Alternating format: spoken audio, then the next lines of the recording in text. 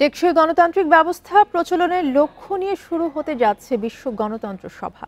শুক্রবার ঢাকা বিশ্ববিদ্যালয়ের রাষ্ট্রবিজ্ঞান বিভাগে সংবাদ সম্মেলনে তথ্য জানান বিশ্ব গণতন্ত্র সভার সভাপতি অধ্যাপক কাজী মোহাম্মদ মাহবুবুর রহমান।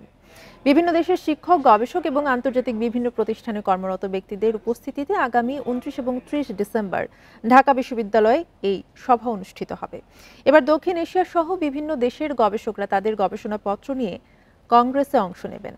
আয়োজকরা জানান, বিভিন্ন দেশে গণতান্ত্রিক ব্যবস্থা বাধাগ্রস্ত হচ্ছে, কিভাবে দীর্ঘমেয়াদে টেকসই গণতন্ত্র প্রতিষ্ঠা করা যায় সে বিষয়ে একাডেমিক ধারণা প্রণয়ন করাই এই কংগ্রেসের মূল উদ্দেশ্য।